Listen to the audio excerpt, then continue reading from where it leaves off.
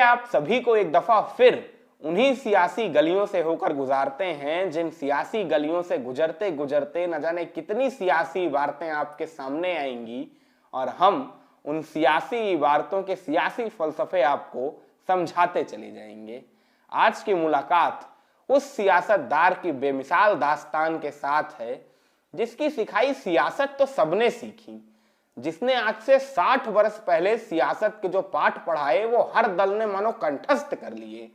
60 वर्ष पहले जो सियासत की लकीरें खींची उन लकीरों को लीक मानकर आज भी इस देश के सबसे ताकतवर सियासी दल से लेकर सबसे कमजोर सियासी दल तक उसी लीक पर चल रहे हैं, मगर उस सियासतदार को सब भूल गए। किसी को नहीं याद है ना चंद्रभानु गुप्ता का नाम। एक दौर हुआ करता था जब इस देश के सबसे ताकतवर सियासी चेहरे पंडित जवाहरलाल नेहरू भी इस नाम के आगे भयभीत और सशंकित नजर आते थे। वो रौला हुआ करता था चंद्रभानु का कि यूपी के तमाम नेता पहले चंद्रभानु के आगे दंडवत होते थे, उसके बाद नेहरू के आगे नतमस्तक। वो रसूख हुआ करता था चंद्रभानु का कि जिसकी तरफ सीबी उसकी तरफ सत्ता और जिससे दूर सीबी उससे दूर छिटक गई सत्ता। चंद्रभानु गुप्ता क्या परिचय दूं मैं इस कहानी का। परिचय इतना बेमिसाल है कि परिचय देने बैठूंगा तो पूरी की पूरी दास्तान निकल जाएगी। कंजूस इतना था कि प्लेट में रखी पकौड़ियां भी गिन गिन के खाता था, मगर दिलेर भी इतना कि अपने मुर्दाबाद के नारे लगाने वाले विरोधियों को, वो आंदोलनकारी जो चंद्रभानु गुप्ता मुर्दाबाद की तख्तियां लेके पूरे लखनऊ में टहल रहे थे, उन्हें रात में पूड़ी सब्जी खिलाने का प्रबंध खुद अपनी जेब से करवाता था ताकि बेचारे भूखे न सो जाएं। मालूम था चंद्रभानु को कि कल फिर यही लोग सुबह सुबह राजभवन का घेराव करेंगे और गली गली में शोर है सीबी गुप्ता चोर है का नारा बुलंद करेंगे, मगर इसके बावजूद सीबी गुप्ता का दिल था कि मानता नहीं था। सीबी गुप्ता उस सियासी पीढ़ी से ताल्लुक रखते थे जो सियासी पीढ़ी इंदिरा गांधी और महात्मा गांधी के बीच का ट्रांजिशन देख रही थी, जिसमें गांधीगिरी भी नजर आती थी और इंदिरा की राजनीतिक चपलता भी। सीबी गुप्ता उन्हीं सियासतदारों में से थे जिनमें इंदिरा की रणनीतिक कुशलता भी थी और महात्मा गांधी की नैतिकता भी।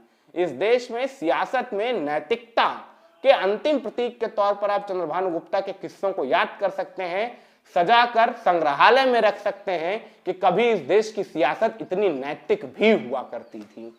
चंद्रभानु गुप्ता के बारे में आप जितना जानेंगे ना उतना चंद्रभानु गुप्ता से इश्क कर बैठेंगे, क्योंकि इश्क उससे भी होता है जिसमें दिलचस्पी होती है और उससे भी होता है जिससे आप प्रभावित होते हैं। चंद्रभानु के सियासी कैरियर में ये दोनों बातें हैं। आपको दिलचस्पी भी पैदा होगी इस सियासतदार में और इश्क भी हो जाएगा इस कहानी को खत्म करते करते। यकीन मानिएगा ये कहानी आपको उस सियासत से वाकिफ कराएगी जैसी सियासत आपने देखी नहीं होगी, जैसी सियासत आप सोच नहीं सकते हैं। ये चंद्रभानु गुप्ता के उत्तर प्रदेश की सबसे जटिल सियासत का द्वार है जिसे आज हम आपके लिए खोल रहे हैं। खोलिए द्वार और चलिए हमारे साथ वक्त के पीछे 120 बरस का सफर और पहुंचते हैं हम साल 1902 में उत्तर प्रदेश के अलीगढ़ जिले में गांव बिजौली। एक आर्य समाजी परिवार के बीच एक बच्चे का जन्म होता है। नाम रखा जाता है चंद्रभानु, यानी सूरज और चांद के जैसा यश इसका फैलेगा। किसे मालूम था एक दिन ये नाम चंद्रभानु के लिए सबसे बड़ा अलंकार बन जाएगा। खैर, पिता आर्य समाजी थे, समाज सेवा के कामकाज से भी जुड़े हुए थे, तो घर पर बहुत सारे लोगों का आना जाना लगा रहता था।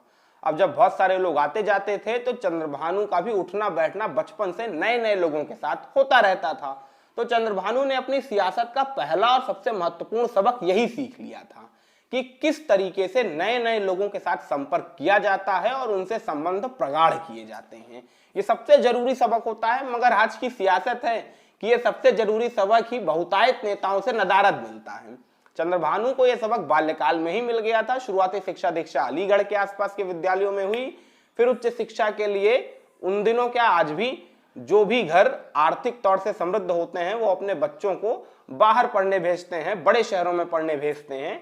तो लखनऊ और प्रयागराज ये दो विकल्प में थे। चंद्रभानु ने लखनऊ का चयन किया, लखनऊ विश्वविद्यालय के कैनिंग कॉलेज में स्नातक पाठ्यक्रम में दाखिला करा लिया। मैंने चंद्रभानु गुप्ता के चारित्रिक विशेषताओं का जितना महिमा मंडन किया है उसके आधार पर आप चंद्रभानु को बेहद गंभीर, बेहद शांत चित्त, पढ़ाकू किस्म का, किताबी कीड़ा टाइप का छात्र समझ रहे होंगे ना।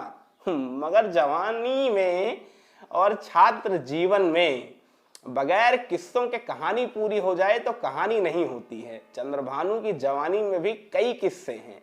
एक सबसे दिलचस्प वाकया लेकर हम आपके सामने हाजिर हुए हैं। बाकी सुनाने लगेंगे तो पूरे जीवन काल को सुनाने में जरा विलंब हो जाएगा, लेकिन ये बड़ा दिलचस्प वाकया है और इसे सुन लीजिएगा। हिंदुस्तान के किसी सियासतदार का अगर ऐसा किस्सा सुना हो तो बताइएगा।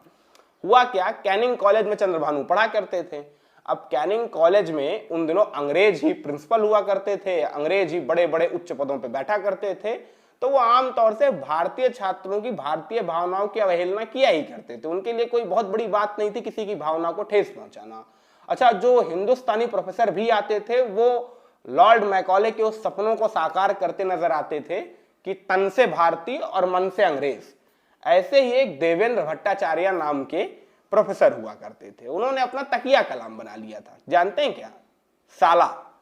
माने साला किसी का तकिया कलाम हो सकता है, वो भी प्रोफेसर का, मगर था। क्योंकि भारतीय छात्रों को बड़ा तुच्छ समझते थे ना। उन दिनों यही था, जरा सी अंग्रेजी की किताबें पढ़नी तो आप अपने ही समाज को इतना तुच्छ समझने लगते थे, अपनी संस्कृति को इतना तुच्छ समझने लगते थे कि आप उसे तुच्छ साबित करने के पीछे पड़ जाते थे। तो इसीलिए देवेंद्र भट्टाचार्य साहब साला शब्द का उपयोग करते थे। साले उठो, सालों किताब निकालो, सालों बैठ जाओ। अब कोई भी व्यक्ति जो ऐसे पारिवारिक परिदृश्य से आता होगा उसे साला शब्द अपमानजनक लगेगा। चंद्रभानु को भी लगा। चंद्रभानु ने आपत्ति भी की, मगर देवेंद्र साहब का वही रसूख हुआ करता था, तो उन्होंने आपत्ति को नजरअंदाज कर दिया। इसके बाद चंद्रभानु ने तय किया कि वो देवेंद्र साहब को इसका अच्छा खासा सबक पढ़ा के ही रहेंगे। चंद्रभानु ने क्लास के तमाम बच्चों के साथ एक योजना बनाई और कैनिंग कॉलेज के बगल वाले परचून की दुकान से जाके 10-20 ठो पिन ले आए। 10-20 पिने और पिन लाके कुर्सी के फोम के नीचे नीचे सेट कर दी और आपस में तय कर लिया कि अब जब गुरुदेव आएंगे और अपनी तशरीफ इस कुर्सी पे रखेंगे जिस कुर्सी के फोम पे पिने बिछी हुई हैं, तब आएगा मजा। बस सभी लोग शांत रहना। चंद्रभानु की इस योजना में पूरा क्लास चंद्रभानु के साथ था। देवेंद्र साहब आए बड़े रौले में, सारे बच्चे खड़े हुए, बोले सालों बैठ जाओ। अब बच्चे तो बैठ गए, अब इनकी बारी थी। जैसे ही तशरीफ रखे तो तशरीफ और पिनों के संपर्क में आने से जो होता है ना, उसे कहते हैं चीख। तो चीख निकली। जैसे चीख निकली तैसे चंद्रभानु ने पहले ही क्लास के सभी बच्चों को सूचित कर रखा था। तुरंत सब बच्चे कहे, अबे साले क्या हुआ? अब ये थोड़ा अमर्यादित आपको लग सकता है, मगर हुआ यही था। अब देवेंद्र साहब चिढ़ गए, बोले प्रोफेसर साहब की इतनी बड़ी बेइज्जती। तो प्रोफेसर साहब पहुंच गए प्रिंसिपल के पास। प्रिंसिपल से पूरे क्लास के बच्चों की शिकायत की। फिर प्रिंसिपल ने इंटरनल इंक्वायरी कमेटी बैठाई, इंक्वायरी की गई, मगर कौन बच्चा बताता कि किसने पिन लगाई? कौन बच्चा बताता कि चंद्रभानु ने ये सारा कारनामा किया है? चंद्रभानु की एकता हुआ करती थी और यहाँ चंद्रभानु ने सीखा अपनी सियासत का दूसरा सबसे बड़ा सबक कि कैसे लोगों को एकजुट किया जाता है, कैसे जर्रा जर्रा जोड़कर इमारत खड़ी कर दी जाती है, कैसे लोक लोक को खड़ा करके एक आंदोलन खड़ा किया जाता है और उसके सामने प्रशासन को झुका दिया जाता है। लखनऊ विश्वविद्यालय के प्रांगण में तमाम आंदोलनों का संचालन चंद्रभानु ने उन दिनों किया। प्रशासनिक भवन से तो मानो चंद्रभानु का याराना हो गया था। हर रोज आते जाते थे किसी न किसी मांग को लेके। माने छात्र कम नेता ज्यादा हो चुके थे और उन दिनों महात्मा गांधी नाम की क्रांति भी हिंदुस्तान पहुंच चुकी थी। ये वो क्रांति थी जिसने हिंदुस्तानियों को एक नए किस्म का फैशन दिखाया था। अब तक तो फैशन सिर्फ अंग्रेजी कपड़े पहनने का होता था। बापू ने फैशन दिखाया जेल जाने का। फैशन बना दिया था जनाब। जवान नहीं हो अगर जेल नहीं गए, नौजवान खून नहीं है अगर अंग्रेजों के कोड़े पीठ पे नहीं खाए। शर्त लगा करती थी कौन पहले जेल गया कौन नहीं गया, और जेल नहीं गए तो बेकार, जीवन बेकार। तो चंद्रभानु ने भी तय किया कि भाई अब वो भी जवान हो गए हैं तो जवानी का सूचक लिया जाए। तो जवानी का ठप्पा पाने के लिए रॉलेट एक्ट का विरोध करते हुए चंद्रभानु पहुंच गए सीतापुर। लखनऊ के बाजू का कस्बा था। 10-20 बच्चों को लिया और रॉलेट एक्ट, वापस जाओ, मुर्दाबाद के नारे लगाते हुए पुलिस के सामने खड़े हो गए। पुलिस ने भी क्या सूझी, पकड़ी, जेल में बंद की, लगाई कोड़े। लेकिन जब जेल से बाहर निकले चंद्रभानु तो नेता बन चुके थे और पीठ पर जवानी का ठप्पा भी चस्पा करवा चुके थे। फिर क्या, उन दिनों तमाम पढ़े लिखे लोगों का एक ही काम हुआ करता था, भाई साहब स्नातक करो, वकालत कर लो, वकील बन जाओ, बस जीवन सेट है। इस देश के सबसे बड़े बड़े नेताओं को भी देख लेंगे तो सब वकील, एक से एक धाकड़, नेहरू, पटेल, प्रसाद, सुभाष, जिसका नाम ले लीजिए। बापू भी वकील ही थे, हालांकि इकलौते वकील थे जिनकी वकालत एकदम बेकार चलती थी। खैर वो किससे कभी अलग। तो चंद्रभानु साहब ने भी वकालत शुरू कर दी। अच्छा, वकालत शुरू की तो वकालत में भी एकदम धाकड़। लखनऊ के जाने माने वकील तो 2-3 साल के अंदर अंदर बन गए, इतने जाने माने कि जब 1925 में काकोरी कांड हुआ तो काकोरी कांड के बाद काकोरी कांड की तमाम मुलजिमों, हमारे प्यारे देशभक्त चंद्रशेखर आजाद, राम प्रसाद बिस्मिल, अशफाक उल्ला खां को बचाने के लिए पंडित जवाहरलाल नेहरू ने वकीलों की एक कमेटी नियुक्त की थी। और दिलचस्प संयोग है कि इस 3 लोगों की कमेटी के 2 व्यक्ति आगे जाके उत्तर प्रदेश के मुख्यमंत्री बनने वाले थे। जानते हैं कौन?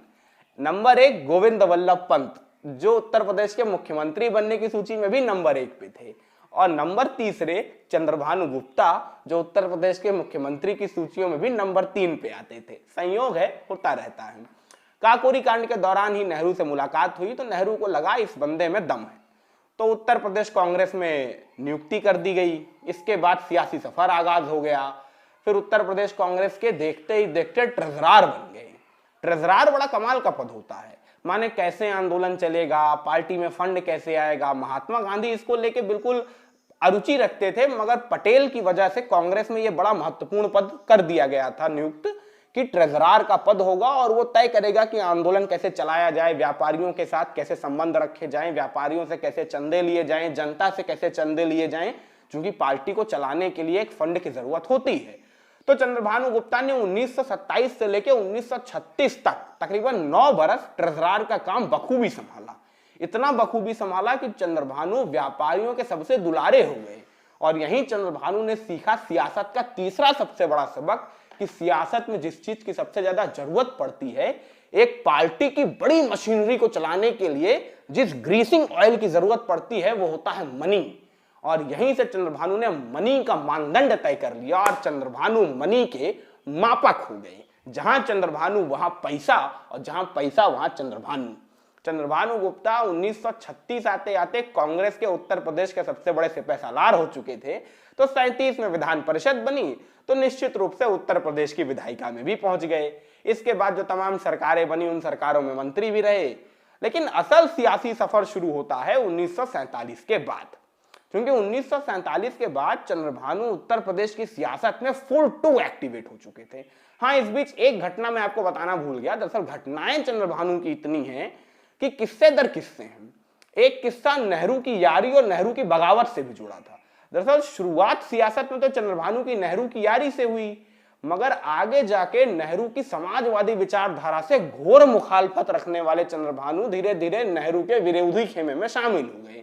ये विरोधी खेमा तब जागृत हुआ था जब पूरी कांग्रेस में सुभाष और नेहरू को लेकर मतभेद हुआ करते थे। हालांकि सुभाष और नेहरू की अपनी यारी थी। वो किस्सा देखना हो तो वीडियो का लिंक डिस्क्रिप्शन बॉक्स में है, उसमें मैंने एक वीडियो बनाया था कि कैसे सुभाष और नेहरू को लेकर भ्रम फैलाया जाता है।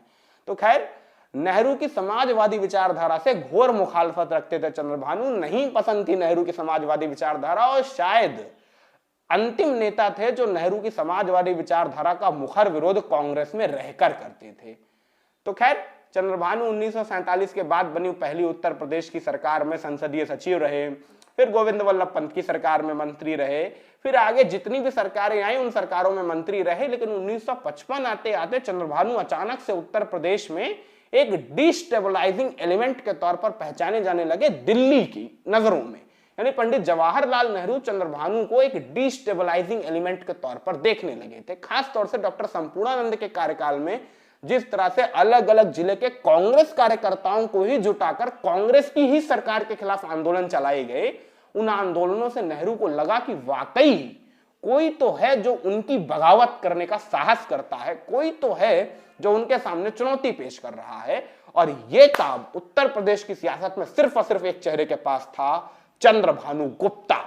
यानी जवाहरलाल नेहरू भी सशंकित रहते थे कि पता नहीं किस जिले से कौन सा आंदोलन चंद्रभानु खड़ा कर दे सरकार के ही खिलाफ और सरकार के लिए मुसीबत पैदा हो जाए। बहुत बढ़ गया था कद 1955-56 आते आते। केवल एक ही कॉम्पिटिटर थे, कमलापत त्रिपाठी बनारस वाले बाबूजी।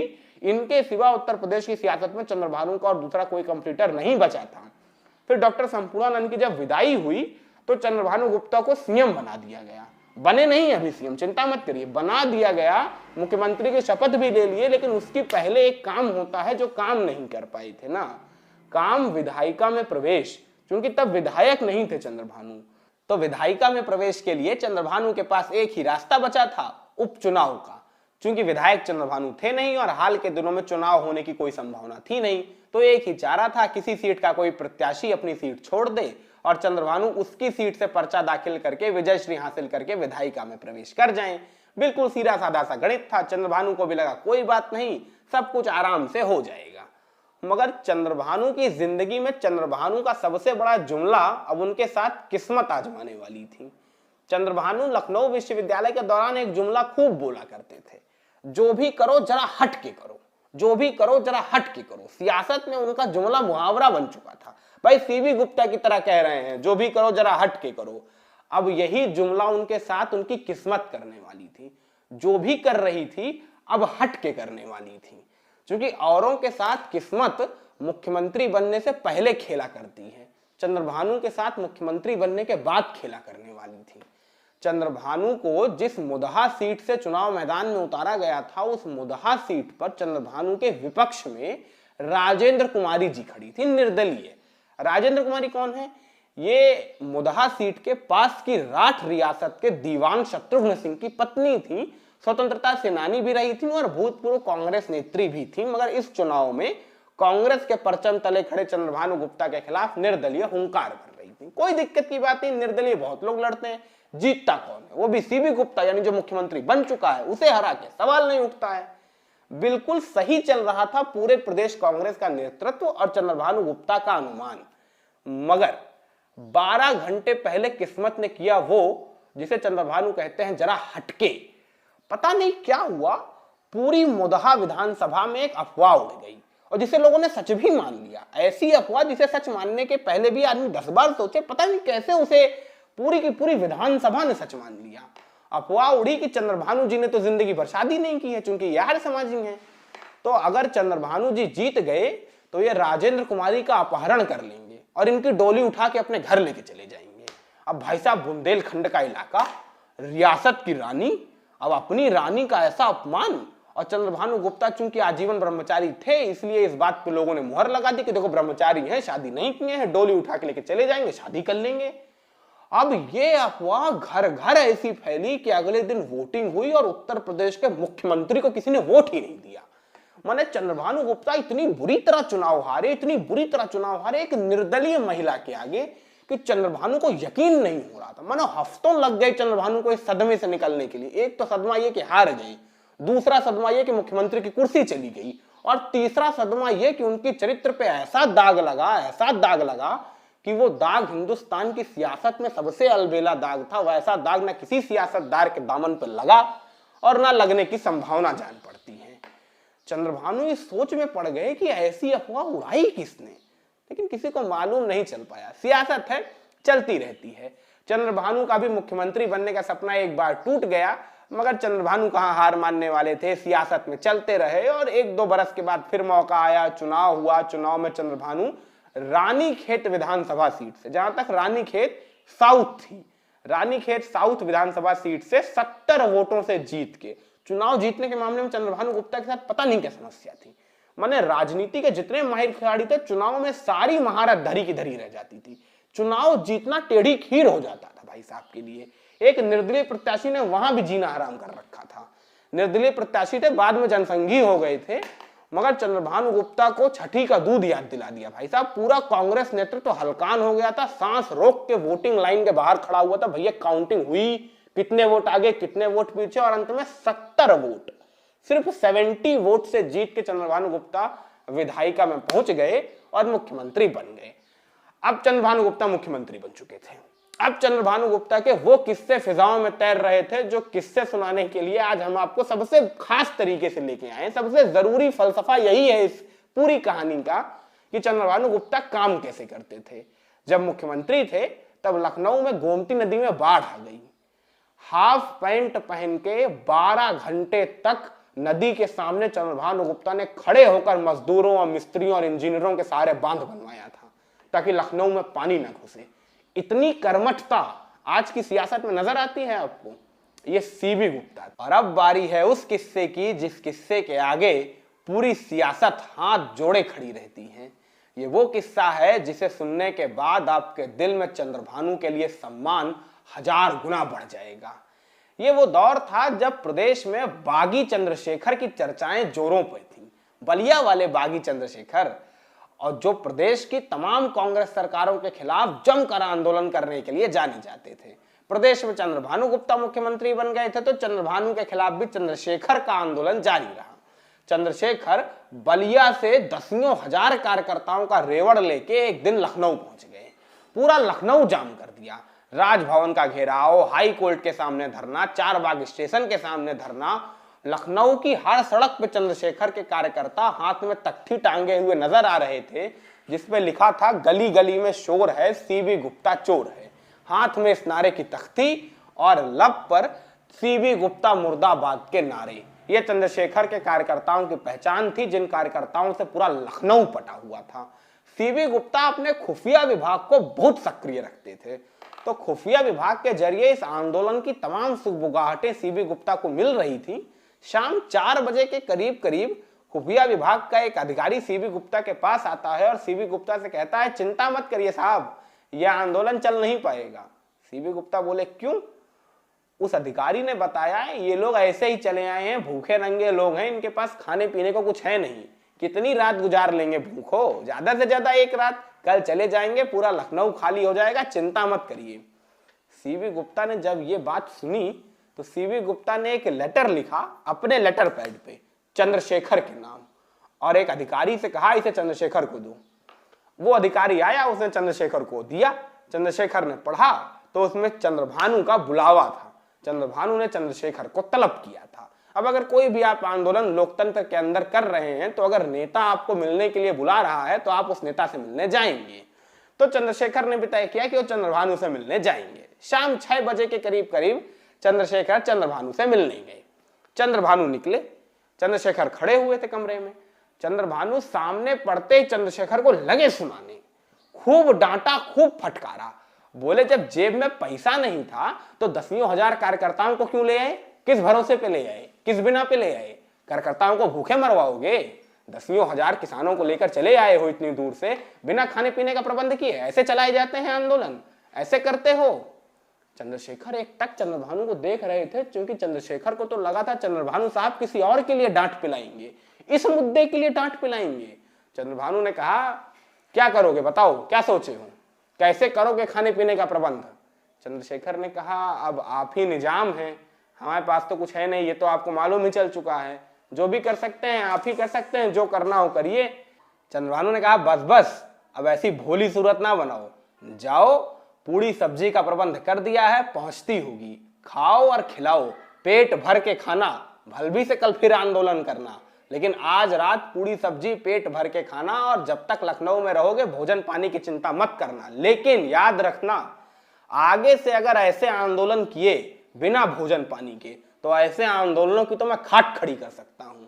ये मुख्यमंत्री की धमकी भी थी और सियासी सबक देने का तरीका भी था।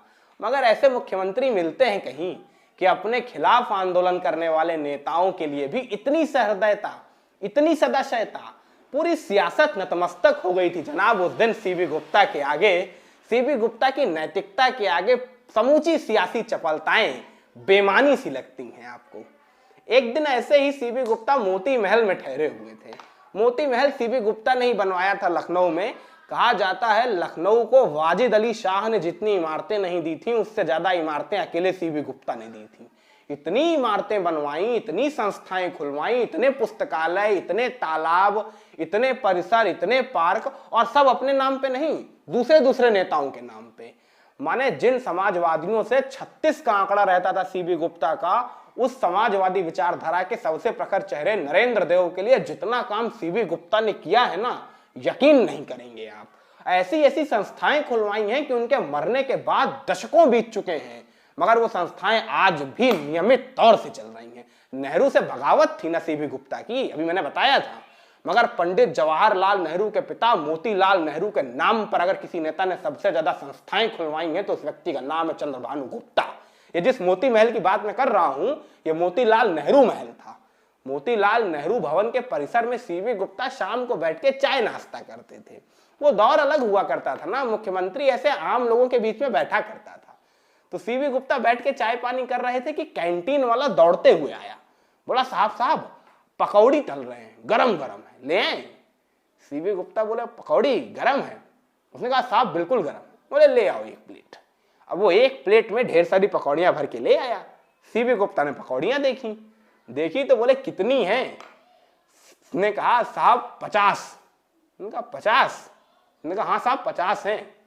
पक्का? उसने कहा हाँ। अब उसे लगा था मुख्यमंत्री साहब कहाँ गिनने वाले हैं 50 पकौड़ियां, लेकिन मुख्यमंत्री साहब एक एक पकौड़ी गिनने लगे। मैंने कमाल का नजारा था कि इस देश के सबसे बड़े सूबे की सत्ता का निजाम प्लेट में रखी पकौड़ी गिन रहा है। 1 2 3 4, अच्छा गिनना छोड़ा नहीं, अभी हम आप गिनेंगे तो 3 4 के बाद हाँ भाई 5 6 7 8 ठीक ही है ना। एक एक पकौड़ी चंद्रभानु ने गिनी और गिनती जाके ठहर गई 48 में।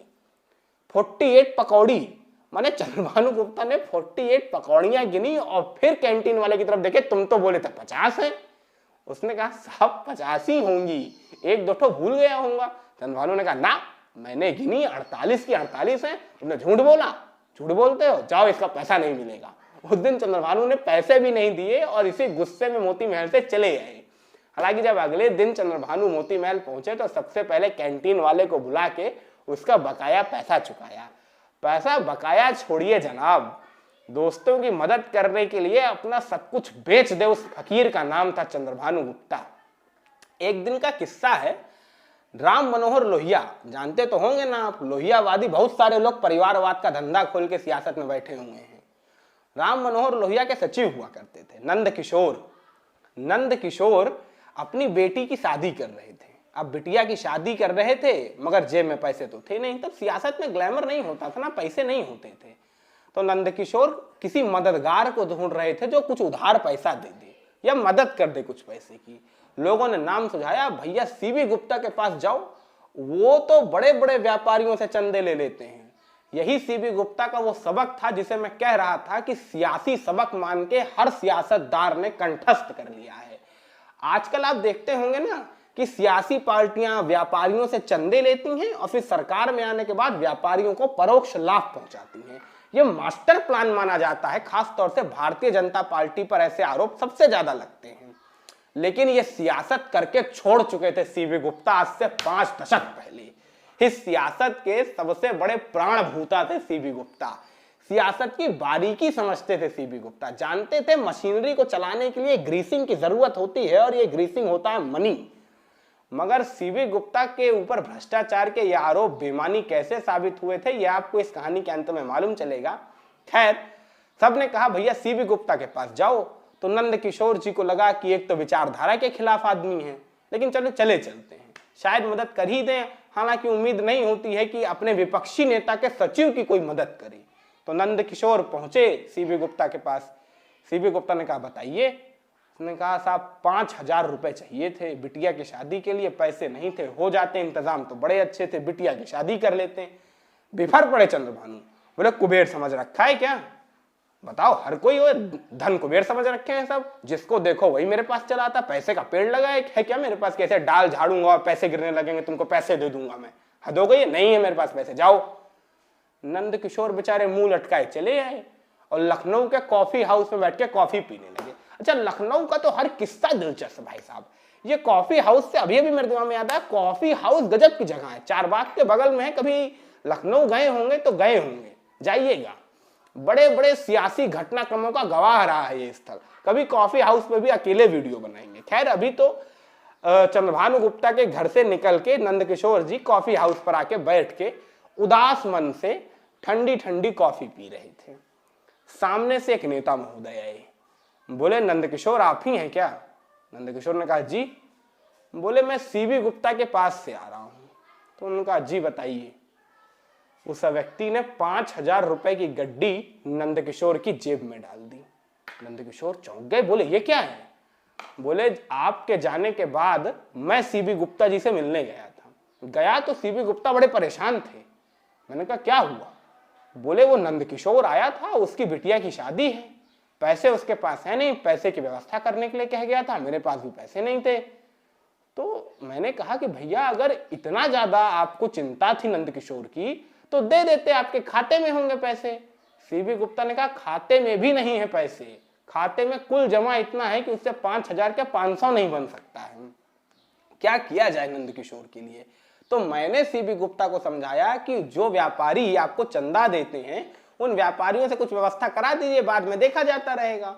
और व्यापारियों से चंदा लेकर 5,000 रुपए नंदकिशोर के लिए चंद्रभानु ने इकट्ठा करवाया और फिर उस नेता के सहारे चंद्रभानु ने नंदकिशोर को पहुंचवाया। ऐसे मुख्यमंत्री देखे हैं कहीं कि विपक्ष के नेता के लिए भी इतनी सहानुभूति, इतनी सदाशयता?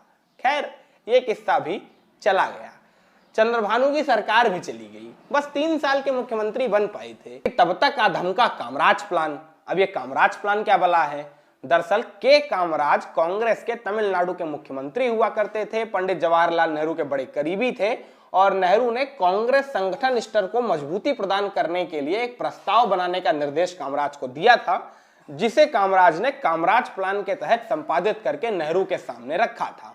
जिस प्लान के तहत कांग्रेस के संगठन स्तर को मजबूती प्रदान करने के लिए कांग्रेस के तमाम प्रदेशों के मुख्यमंत्रियों को इस्तीफा देकर संगठन का कार्यभार संभालना था, जिससे कांग्रेस के संगठन को धार दी जा सके।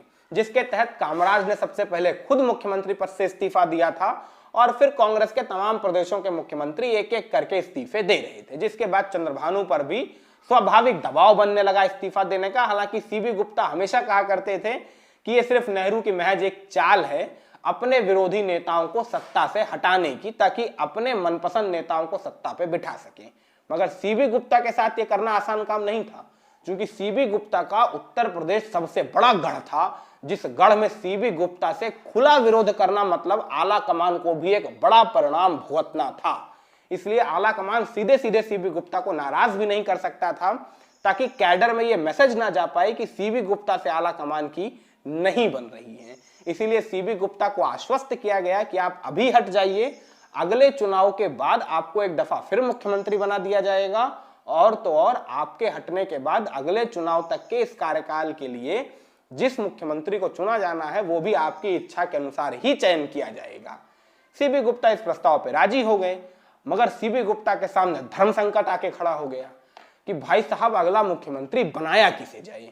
चूंकि उनके बाद उत्तर प्रदेश कांग्रेस में जो सबसे बड़ा नाम था कमलापत त्रिपाठी का, अगर वो मुख्यमंत्री बन गए तो सीबी गुप्ता की सत्ता में वापसी असंभव हो जाएगी। ये सीबी गुप्ता को खुद मालूम था, क्योंकि कमलापत त्रिपाठी बहुत प्रखर नेता थे, बस चंद कदम की दूरी पे थे सत्ता से, और अगर सत्ता उन्हें मिल गई तो वो सीबी गुप्ता के लिए वापसी के तमाम रास्ते बंद कर देंगे। ये सीबी गुप्ता को इल्हाम था। इसीलिए सीबी गुप्ता इस कोशिश में लगे थे कि कैसे कमलापत को दूर कर दिया जाए सत्ता से। इसके लिए सीबी गुप्ता ने अपने तरकश से वो बाण निकाला जिस बाण का तोड़ न कमलापति के पास था न नेहरू के पास था। माने बाण चला तो नेहरू की आंख के सामने से कमलापत त्रिपाठी के हाथ से वो रेत फिसल गई, जिस रेत के थाम कर सत्ता के सिंहासन तक पहुंचा जाता है। दरअसल सीबी गुप्ता ने पंडित जवाहरलाल नेहरू के सामने वो प्रस्ताव रख दिया था जिस प्रस्ताव को नेहरू टाल ही नहीं सकते थे। क्या प्रस्ताव था? महात्मा गांधी की सबसे प्यारी शिष्या, महात्मा गांधी के तमाम निर्देशों को अक्षरशः पालन करने वाली गांधीवादी आदर्शवाद की प्रतिमूर्ति सुचेता कृपलानी को उत्तर प्रदेश की सत्ता सौंप दी जाए। अब नेहरू के सामने विकल्प ही नहीं था कि वो महात्मा गांधी के अनुयायी सुचेता कृपलानी का नाम कैंसिल कर दे। तो सुचेता कृपलानी का नाम फाइनल कर दिया गया और कमलापत जी बेचारे देखते रह गए। उनके सामने सीबी गुप्ता की पसंद सुचेता कृपलानी मुख्यमंत्री के पद पे बैठ गई। सीबी गुप्ता को लगा चलो कोई बात नहीं, मेरी मदद से सुचेता बनी है तो मेरी बात तो मानेंगे ही, परोक्ष रूप से मेरी सत्ता चलती ही रहेगी। मगर वो भूल गए थे कि वो गांधी की अनुयायी थी। गांधीवादी आदर्शवाद किसी के सहारे खड़ा नहीं होता है और किसी के सामने झुकता नहीं है। सीबी गुप्ता 4.5 साल तक इसी मुगालते में रहे और इसी गिले शिकवे में रहे, इसी हीन भावना में रहे कि क्यों सुचेता कृपलानी को मुख्यमंत्री पद की कुर्सी हमने थमवा दी, क्योंकि सुचेता उनकी एक बात नहीं मानती थी।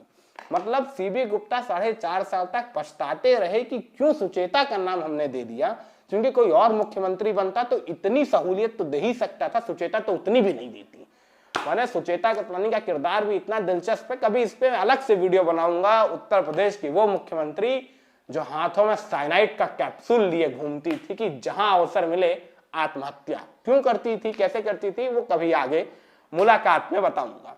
खैर, सुचेता कृपलानी की मुख्यमंत्री बनने के बाद एक दफा फिर चुनाव हुआ, चुनाव के बाद कांग्रेस जीती, सीबी गुप्ता फिर मुख्यमंत्री बने। सीबी गुप्ता को लगा चलो सत्ता का सुख मिला, मगर बस 19 दिन हुए थे, 19 दिन हुए थे कि एक और विस्फोट हो गया।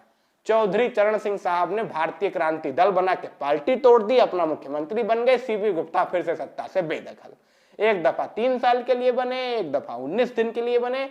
3 साल बाद फिर मौका आया, सीबी गुप्ता फिर बने, मगर 1 साल के अंदर अंदर फिर सरकार चली गई, ऐसे ही टूटन के कारण।